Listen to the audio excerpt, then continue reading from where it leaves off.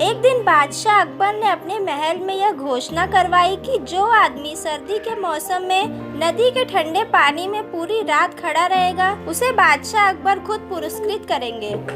अकबर के कहे अनुसार पूरे राज्य में ढिंढोरा पिटवा दिया गया कि सर्दी के मौसम में नदी के ठंडे पानी में पूरी रात जो व्यक्ति खड़ा रहेगा उसे बादशाह अकबर अपने हाथों से इनाम देंगे। अगले ही दिन एक व्यक्ति ने सोचा कि गरीबी से परेशान हूँ, क्यों न गरीबी दूर करने के खातिर नदी में घुटने तक डूबे रहकर पानी में ठिठुरते हुए सारी रात बिता दी जाए। और उसने ऐसा ही किया। बहुत मुश्किल से जैसे तैसे ठिठुरते हुए वो सर्द रात पानी में बिता दी और अगले दिन वो बादशाह अकबर के दरबार में अपना इनाम लेने पहुंच गया।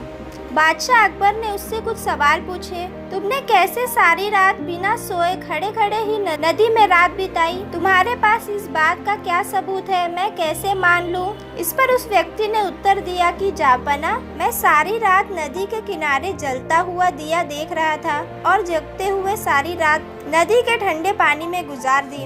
ऐसा सुनते ही राजा ने उत्तर देते हुए कहा कि इसका मतलब तो यह हुआ कि तुमने नदी के किनारे उस जलते हुए दीपक की गर्मी के सहारे पूरी रात पानी में खड़े रहे और ठंडे पानी में खड़े रहने का इनाम पाना चाहते हो। यह तो सरासर गलत है।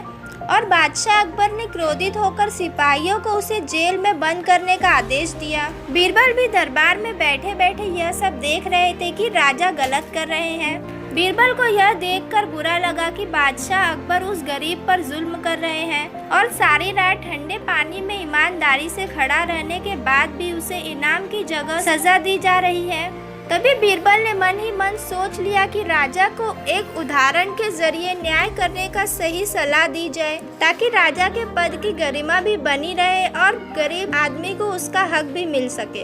अगले ही दिन बीरबल ने अकबर को अपने घर भोजन पे खिचड़ी खाने के लिए आमंत्रित किया। बादशाह कभी भी बीरबल की आग्रह नहीं टालते थे, इसलिए अगले दिन अकबर तय समय पर बीरबल के घर भोजन करने पहुँच गए।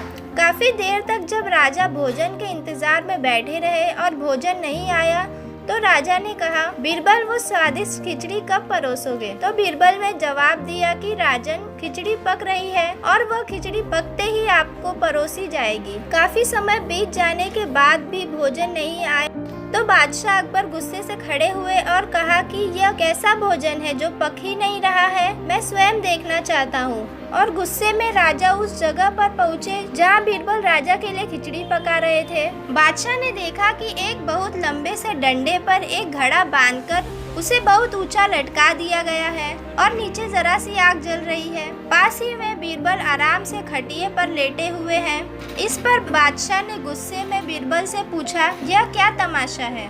क्या ऐसे भी खिचड़ी पकती है? बीरबल, तुम बेवकूफ़ी कर रहे हो। ऐसे तो न कभी खिचड़ी पकेगी और न मैं खा पाऊंगा। इस पर तुरंत ही बीरबल ने कहा, माफ करें जापना, खिचड़ी जरूर पकेगी, पर वैसे ही पकेगी जैसे कि उस व्यक्ति ने सारी रात नदी के उस ठंडे पानी में 1 किलोमीटर दूर जले दिए की गर्मी लेते हुए रात बिता दी। बादशाह अकबर को बात तुरंत समझ आ गई। उन्होंने बीरबल को गले लगाया और उस निर्धन व्यक्ति को तुरंत रिहा करने का आदेश दिया और साथ ही उसे मुंह मांगी कीमत भी दी।